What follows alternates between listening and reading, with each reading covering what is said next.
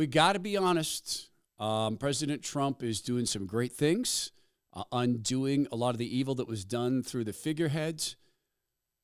And I am not at all wild about the AI meeting.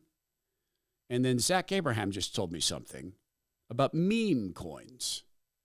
Please, please, let's be honest people. Let's be consistent people. Let's be wide-eyed. Meme coins from the Trump family. We'll talk about this with the help of Zach Abraham, my friend and brother, Chief Investment Officer of Bulwark Capital Management, and we'll do this only through the good grace of God Almighty. The Todd Herman Show is 100% disapproved by big pharma, technocrats, and tyrants everywhere. No.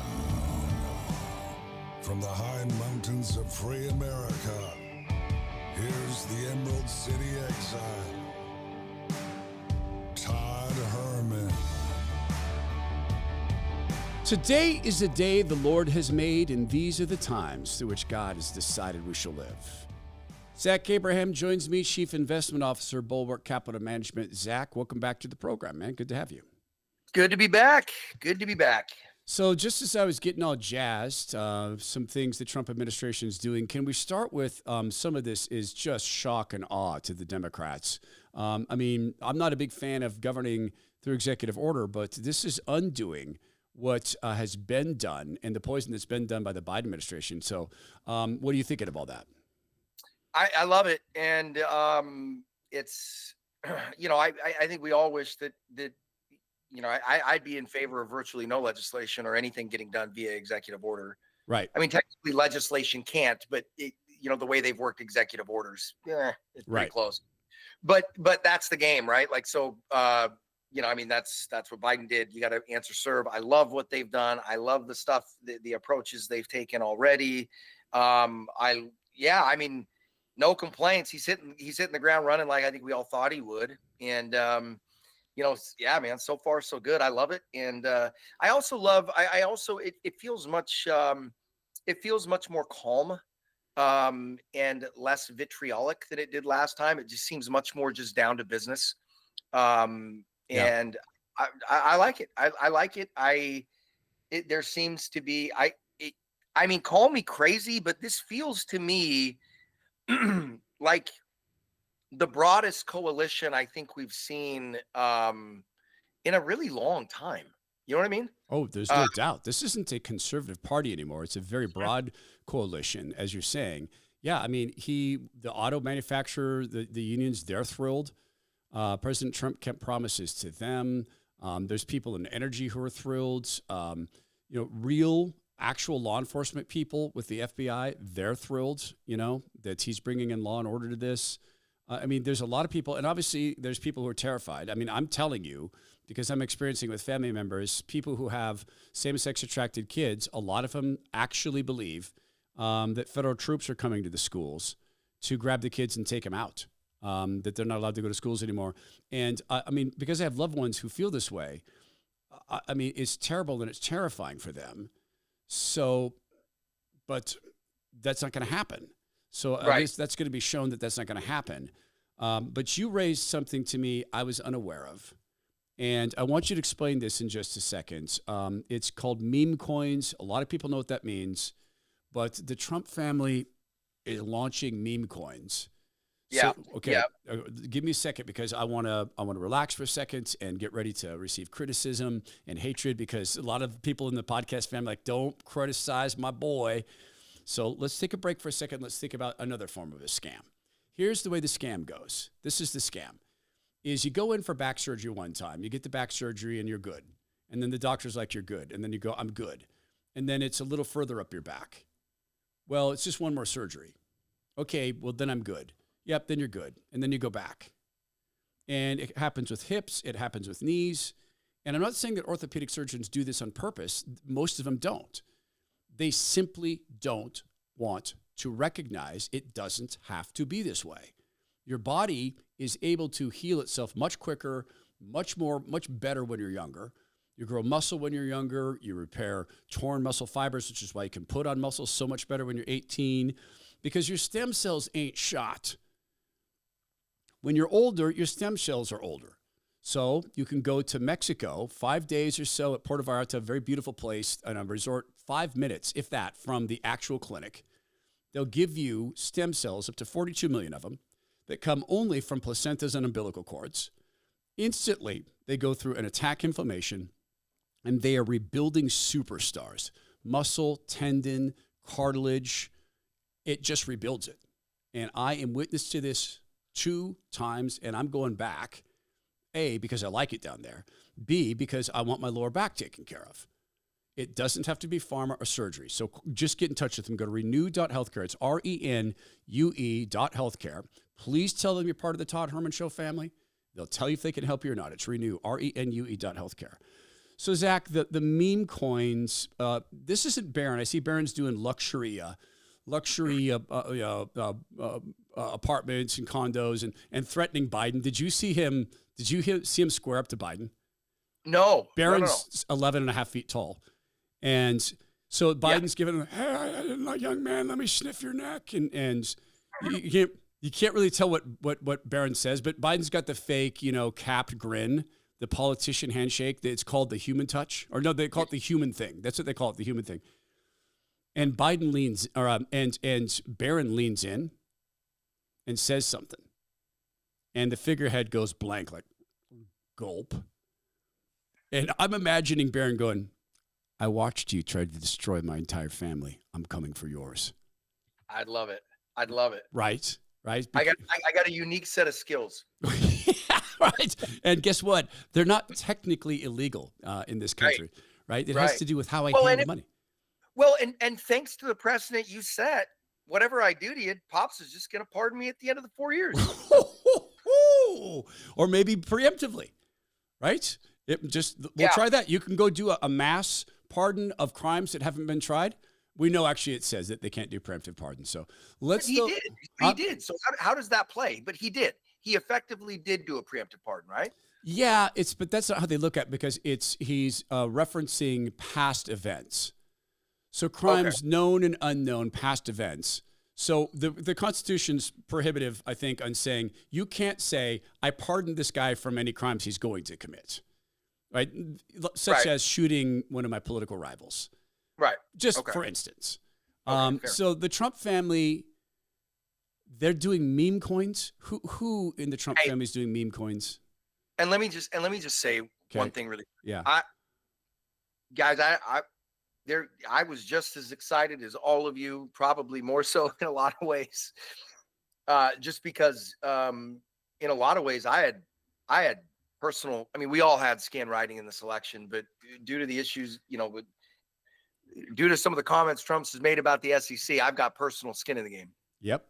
And so I'm cheering for him. This isn't the reason I think that this is important to talk about, Todd, is because it's what differentiates us from the people on the left. Yes. Meaning we will hold our own side accountable, and we will ask the hard questions that we don't want to ask. Right. And if we quit doing that, then we're just like them. Right. I do not want to turn into those people. Nope. Can't do it. And more importantly, we all need to, I think we need to embrace, we can hold accountable while supporting and cheering on, right? We can. Right. And I think it's incumbent on us to do that. Right. I really, I think that we all need to take that type of level of responsibility. But so this is not me dogging on Trump. Just this is concerning to me. Now, there isn't enough data out. So I think it's also important that we don't jump to conclusions about this. But it doesn't look good from the outset. So they have launched, they've launched the Melania coin already. The word on the street is they're planning to do a meme coin for every member of the family. Who's the they though? Which Trump family members? Do you know? I believe what I have heard is all of the kids. Okay. So the kids, Trump and Melania. Okay, and guys, here's the problem with it. Okay, there's the majority of the crypto space. Now, I use the word majority on purpose. I didn't say 90%, but the majority of the crypto space is complete grift. Okay, it is pump and dump, grift. And I'm concerned on a couple levels. A, if you're worth $4 billion, what do you need to make a couple million off, or 10 million or 20 million off of a meme coin? A. Yep. B, we have so much bigger issues to deal with. C, here's what's really concerning that I think we actually need to pass some rules against. When a politician were to launch a meme coin for himself, like the Melania coin, okay, or the Hunter Biden coin, Yep. okay, it's called the Hunter Biden coin. Corruption gets way easier at that point, right? It goes in, it's a meme coin, not a lot of volume. Somebody could go in there and splash a $500 million bid, right? And provide the exit liquidity for that person to exit and cash out big. And it would be completely, it'd be an open market transaction. So you couldn't enforce it, right? Like you couldn't sit there and say it's bribery, but of course it is.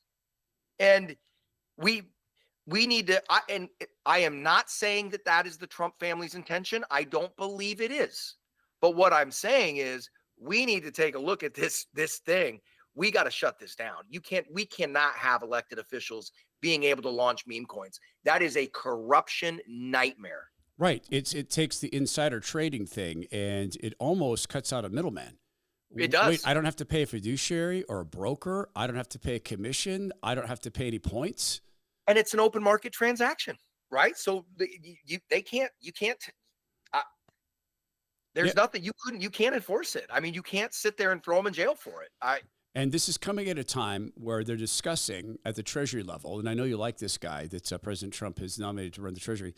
They're talking about a strategic reserve of Bitcoin, that the United States government would go out and purchase a massive amount of Bitcoin as a strategic reserve. So now you are goosing and fluffing, not that it needs fluffing, Bitcoin's done well, but now you're blowing up the size of that marketplace, or at least the value of that marketplace, and you're coming along with meme coins? Yeah, it's just not a good look. It's not a good look. And like I said, I don't think that there's intentionality behind it. My bet from the outside looking in is that the Trump family, they're real estate folks, right? So I don't think their view of crypto is probably the same as mine or somebody that looks at it all the time. I think they probably see the potential, the innovation involved. Mm-hmm. And I think people around them that know more about crypto probably said, hey, in an effort to help us get more, notoriety to what this wonderful freedom of money is, all that kind of stuff, help us bring more notoriety to it. We're going to launch meme coins for you, right? And I would bet you that's probably how we got there. Regardless, what I'm saying is it is a very bad look. And it freaked me out when I saw it because I hadn't thought about this until I saw that and went, uh-oh, we got to address this. Nobody in elected office should be able to do that. Nobody in elected office should be able to IPO a publicly traded stock for that matter. Totally agree. Totally agree. I mean, they need to be hands off on that. And or this, when they decide to place a trade, we get 24 hours notice. Yeah. Okay. You want to trade? Okay, cool. Well, just tell us 24 hours ahead of time. Then we can follow you, and then there's no inside information. God, that's such a good point, man. I've got so many clients that work for places like Microsoft and Boeing, and it is insane to me that my clients, who are not directors, they're not on the board, right? They're not in the C-suite. Okay, their rules around trading that company's stock are infinitely more strict than what it would be for a senator. And that is mind-blowing. Oh my gosh. I made the mistake of being on an M&A team. I was on an M&A team for Microsoft, and I got brought in on this. Oh, you had to probably take blood tests every time you left the office. I got the scariest email. Microsoft legal must open, action required. And I'm looking at that going, oh, wow, that's a little scary. I'll open that in a second. And like 5 minutes later, I get a call. Hi, this is Kathy with Microsoft Legal, just making sure that you received our notice, action required. Yeah, I was going to open that in a bit. When? I could open it now. Click, and I'm reading it. She goes, okay, I seen you've opened it. Thank you. And it was, you can't trade. Yeah. You can't buy, you can't sell. And for your convenience, we've locked down your 401k through Fidelity for your convenience, so you don't have to. And how insane is that? Right. That's what you have to go through, right? And you've got a senator that's in meetings with and none of those restrictions apply. It's just that It is insanity. Right. And so I agree with you fully and completely on the meme coin thing. Incidentally, while we're talking about coins, whatever came of this outage that Capital One had? Did you read about this? A bunch of depositors like, I'd actually like to have access to my paycheck. Yeah. I heard about it briefly, but I shouldn't didn't. That be a bigger deal? Shouldn't that actually be something we want to know about? Like, I'd like to know why one of the biggest financial organizations in the country was having to say to depositors, so we're horribly sorry. We are not able to allow you to pay your bills or feed your kids. And I know you've got that house closing coming up, but just unfortunately, due to circumstances beyond our control, and we apologize for anyone who feels hurt by this, and our intention is to do better later. Right? I mean, they shouldn't get away with that. So before we get out of because we need to talk about this AI meeting, and Larry Ellison would very much like to insert his code into you. I know a lot of people excited about that. We need to talk about a couple different things, and then we need to talk energy because, dude, President Trump looks like he's going to kill it on energy, but there are some risks. So we'll talk about this with Zach Abraham, Chief Investment Officer, Bolt Capital Management. Alex is my witness. Did you happen to notice that when I came in here, I set some pills down on my motorcycle desk? Okay, say that loud. Yes. Okay, so you're my witness. Here's what that was. That was P3OM, and that was Masszymes from Bioptimizers. Why did I do that? Because today I've had a lot of supplements, and so I will double down on that because I remain more regular. Plus, it allows me to get more out of the protein I eat. Okay, so that's why I take those things in conjunction. This is all by way of saying I don't make stuff up here. I use these products. Tonight, when I'm coming back from Life Group, God willing, I will have my toothbrush in the car and my toothpaste, which endlessly annoys my wife. But I have to be up at 4 o'clock in the morning. Life Group is late. And just before I brush my teeth, I will take Magnesium Breakthrough. While you're driving, yes, because it's not a sleeping pill. It relaxes you. I always feel warm, a sense of relaxation, and that helps me fall into sleep. And falling into sleep and staying asleep is one of the greatest pleasures God ever gave us.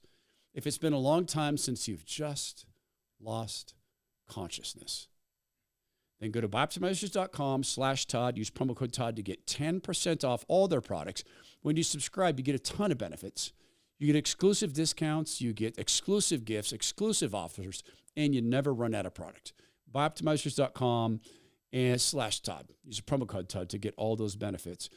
So, Zach, on the topic of our economy, I know you like this guy, Treasury Secretary nominee Scott Bessent.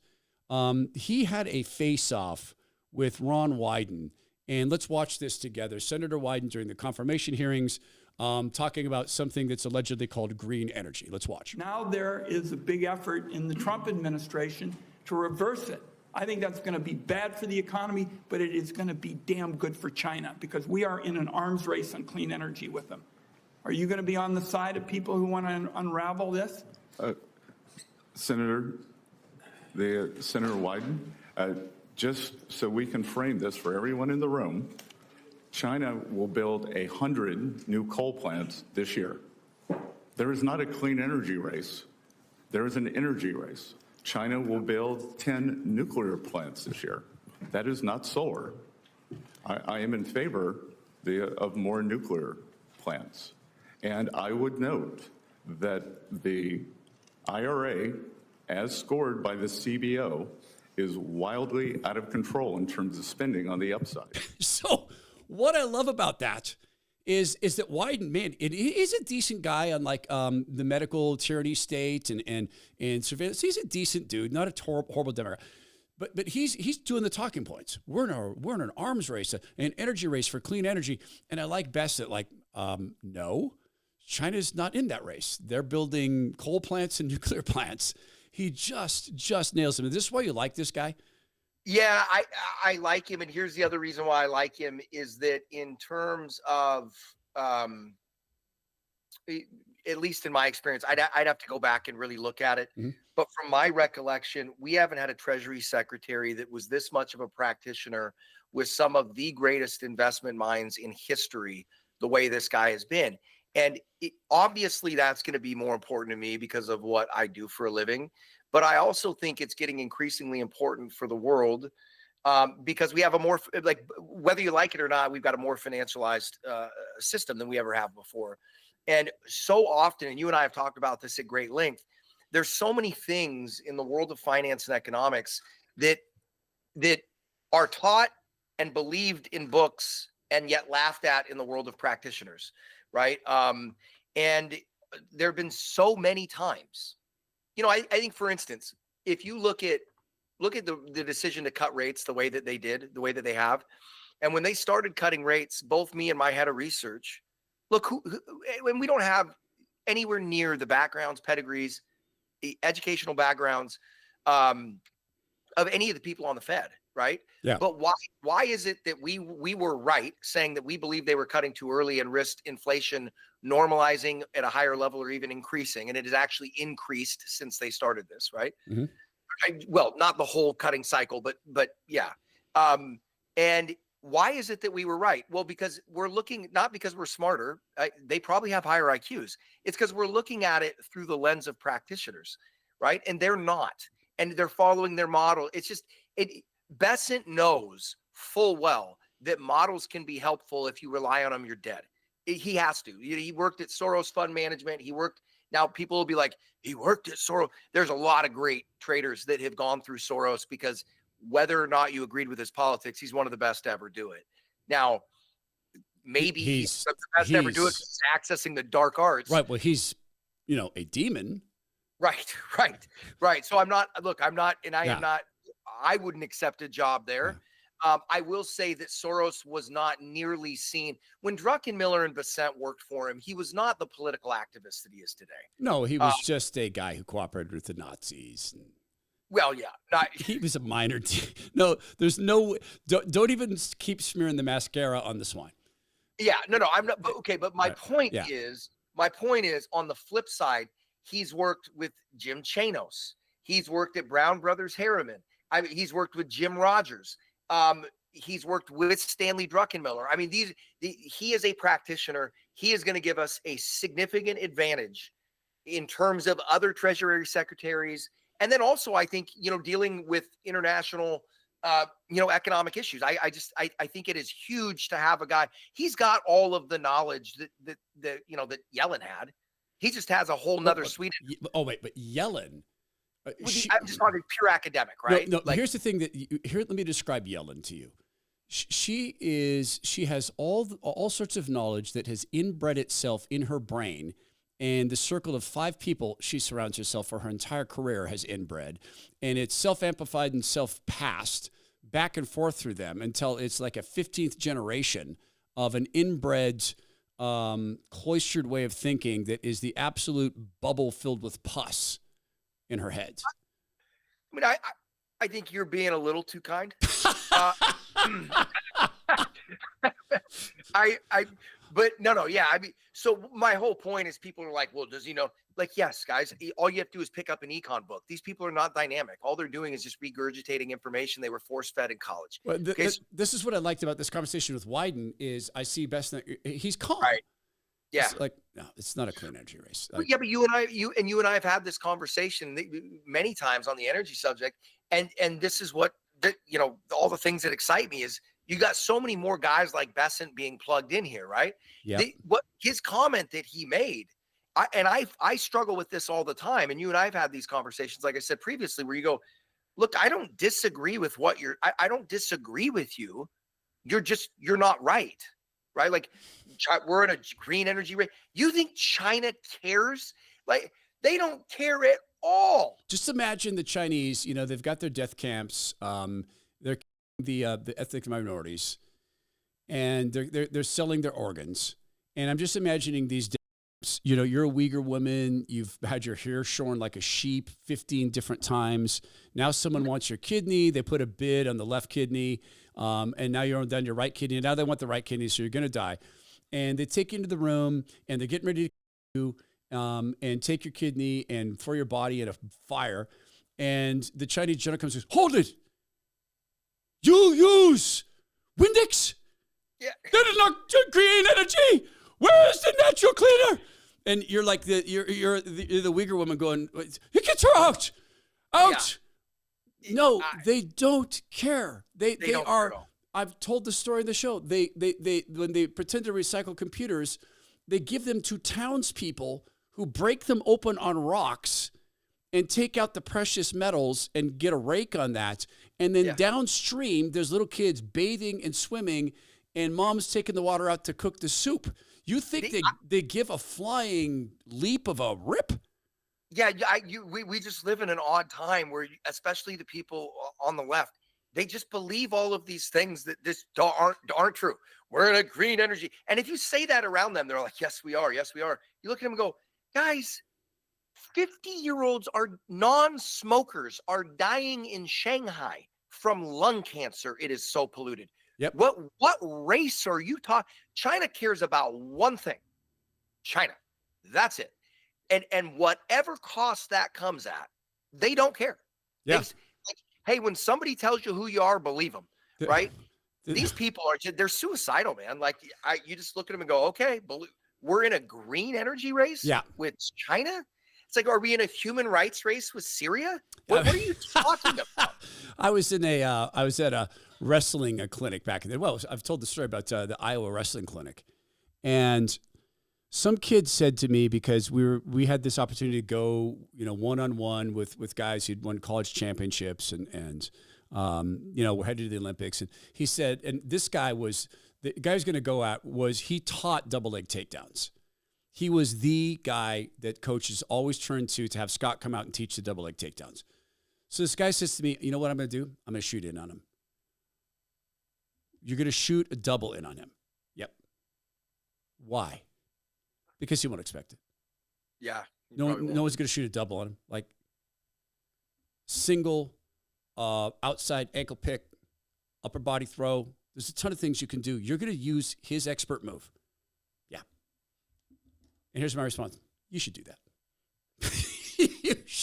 you should go do that. So he goes out and does that. Can you guess how that ended? Like, but I'll tell you the point. I see that I've lost you, but I'll give you the point here. It ended with Scott laughing, sprawling, turning the guy and pinning him in one of the most painful possible ways in the world. China. They're looking at this guy, Wyden, saying, we're in a clean energy race. We need to catch up. We need to go all in on windmills. And China's looking at him going, you should do that. Do it.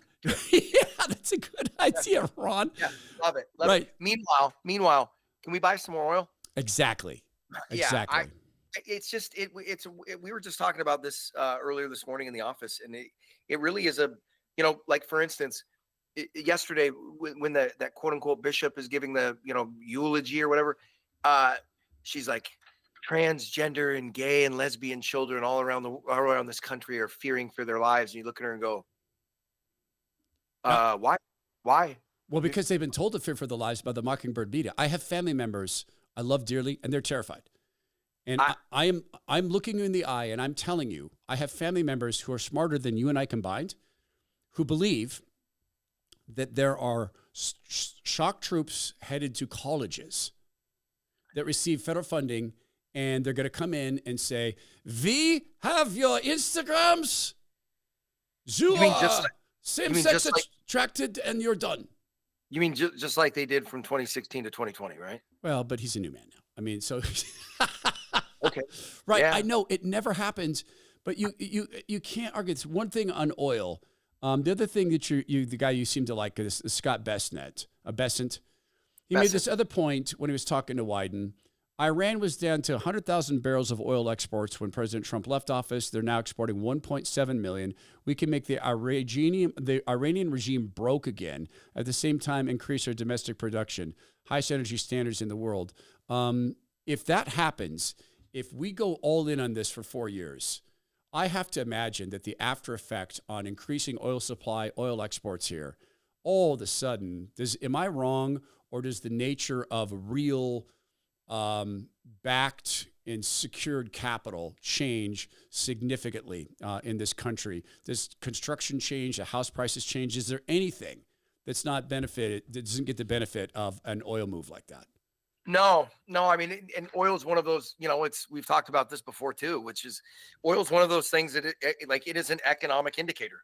And I mean, it goes into everything, right? So yeah, it benefits us. And the other part of it too is just, it is just the projection of power, right? Meaning bottom line is the higher percentage of global oil production your country produces, the more power you got, right? And the more projection of, you know what I mean? Just because everybody needs it and not everybody has it.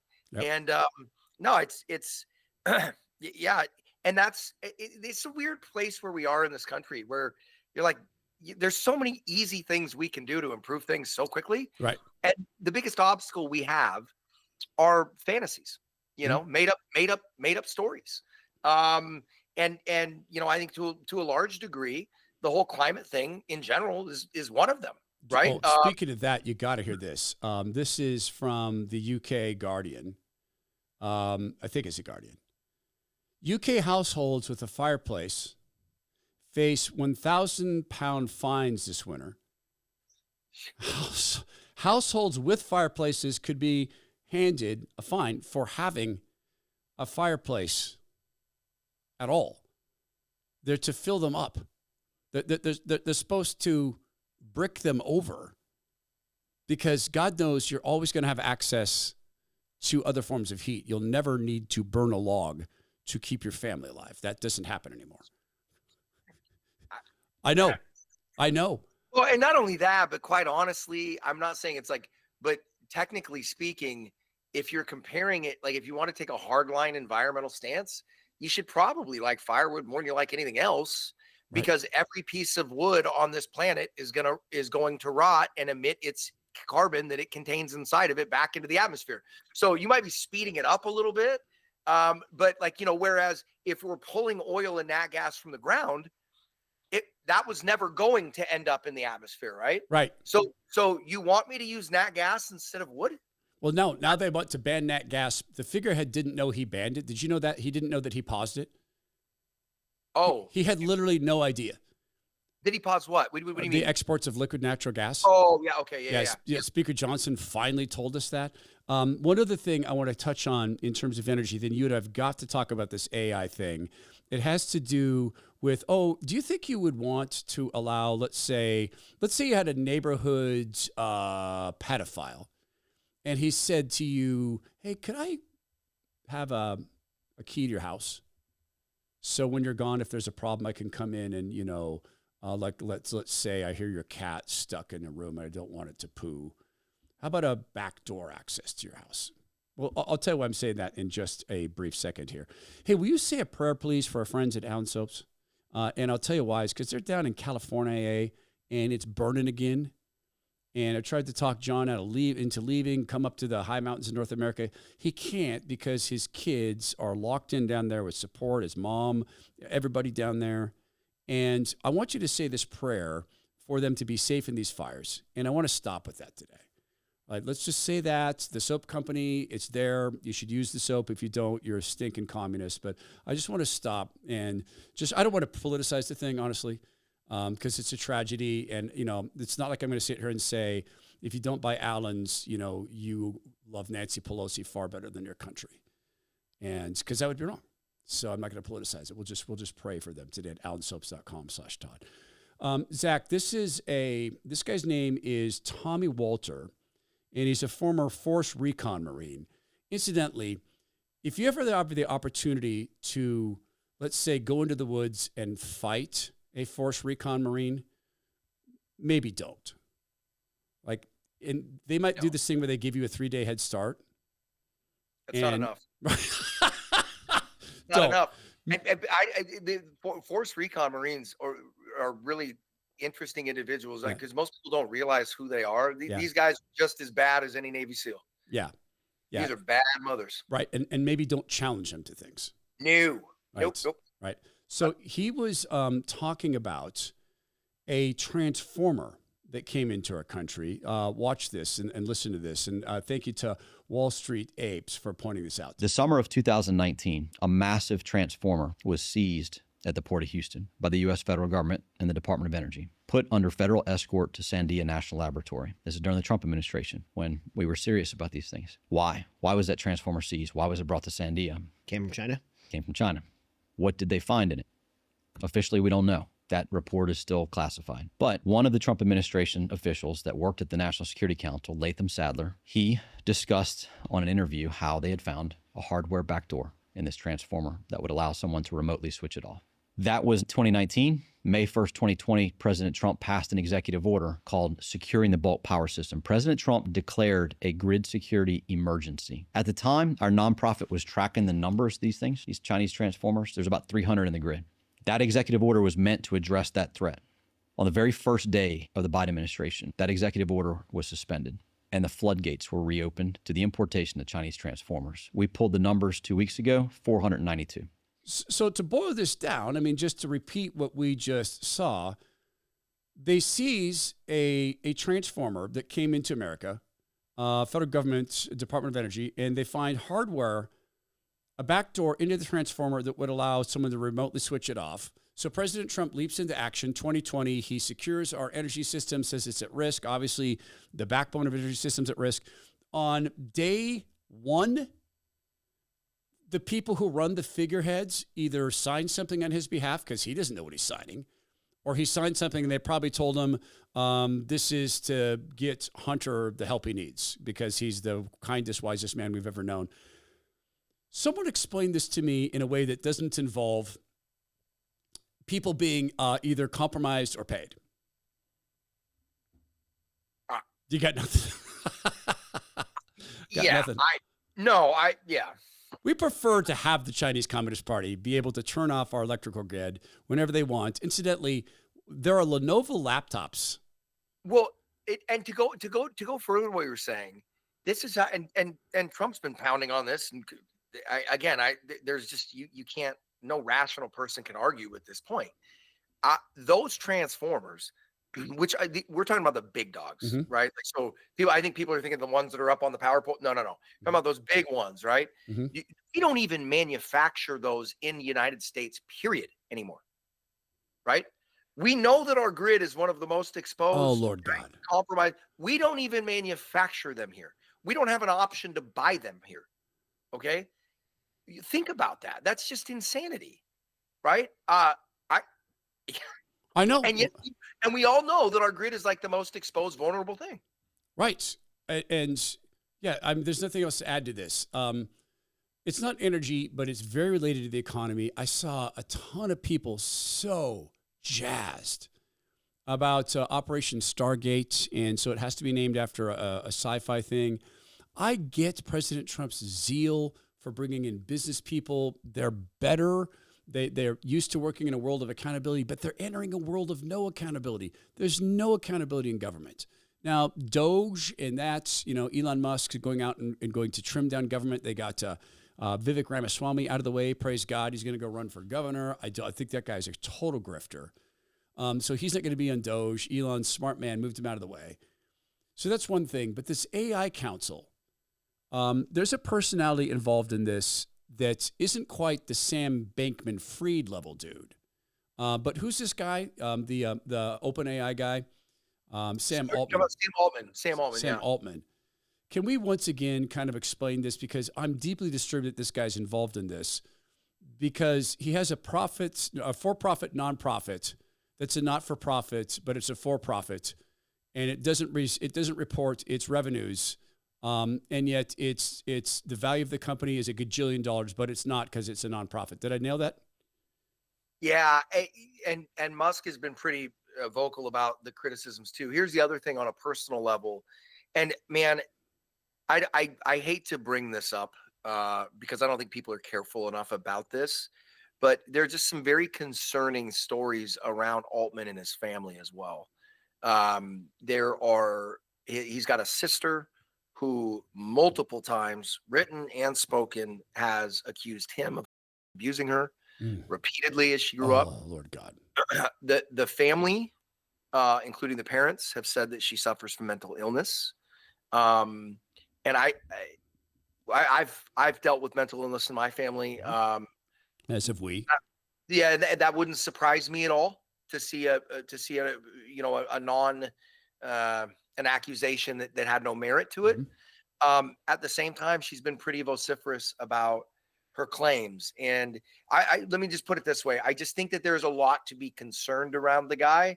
And when I see Trump standing next to Altman, the one thing I will say is Trump's got access to people and data and information on Altman that, I don't. So yeah, that's a good point. I'm going to trust his read on it. Well, plus the intelligence services would never set him up with that information. Oh, no way. Right. No. Yeah. He better have his own people vetting people. Yeah.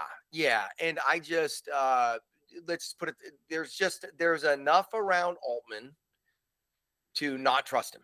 Well, by not trust, I don't mean knowing he's evil, but I truly the definition of I don't know. When I heard this guy say, I'm not making any money on this, or effectively say that.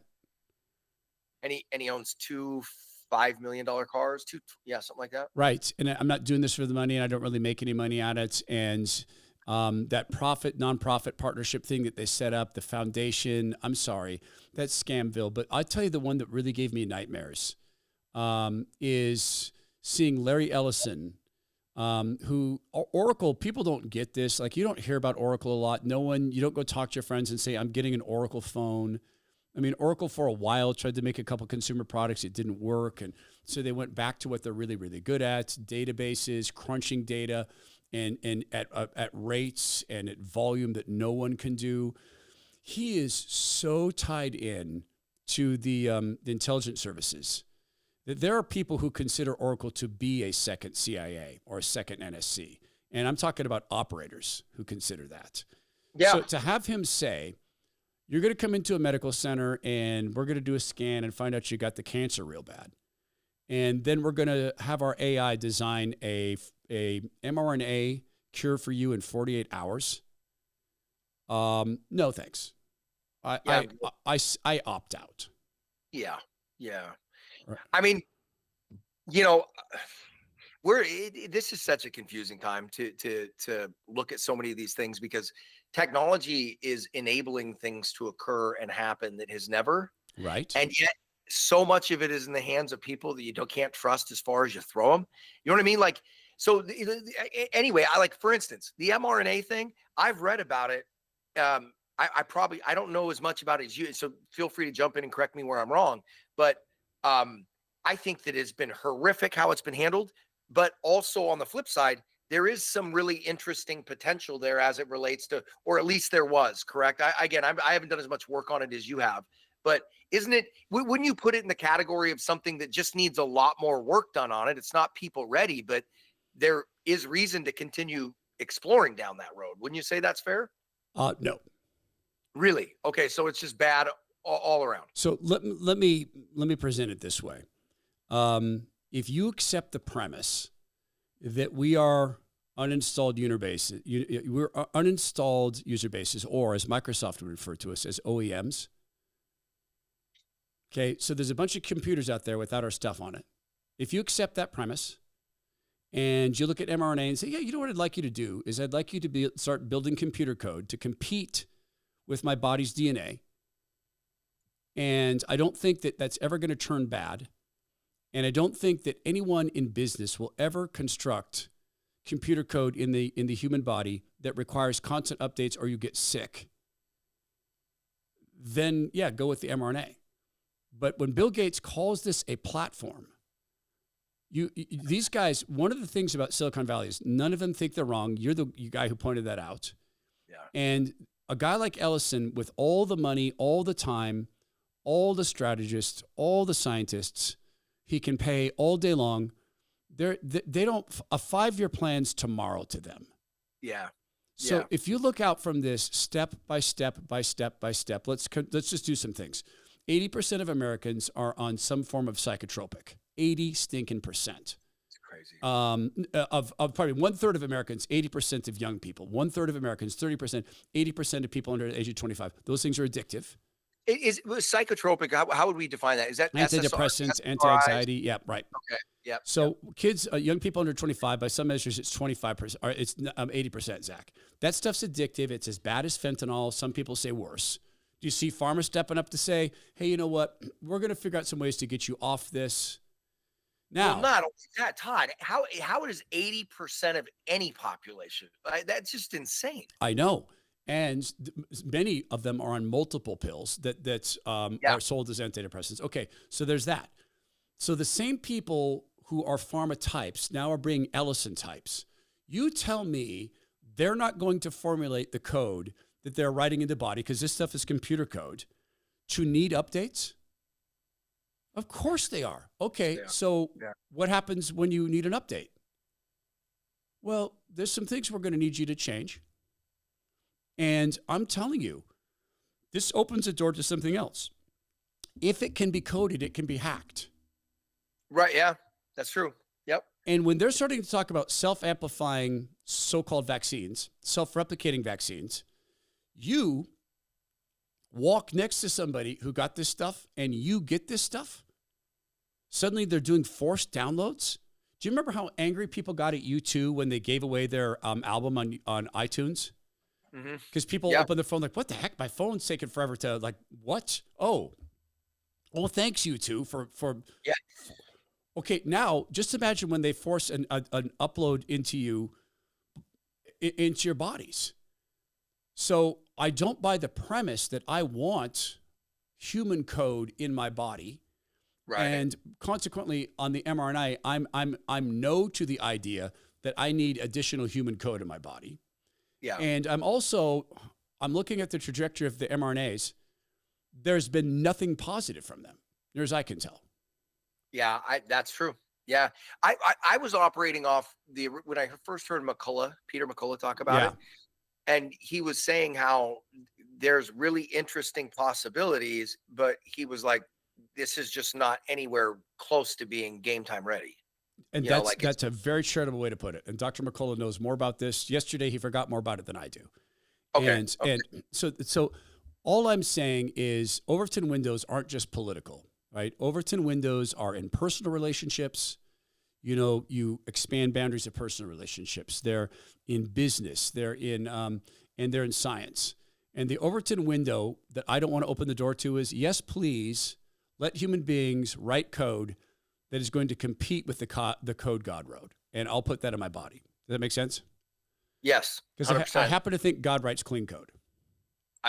I would trust it much better than ours. Right. That's for sure. That's what I'm trying to say.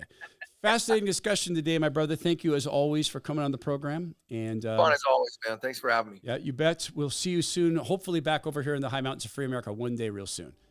We need to make that happen. All right, we'll do that. This is the Todd Herman Show. Please go be well, be strong, be kind, and please make every effort to walk in the light of Christ.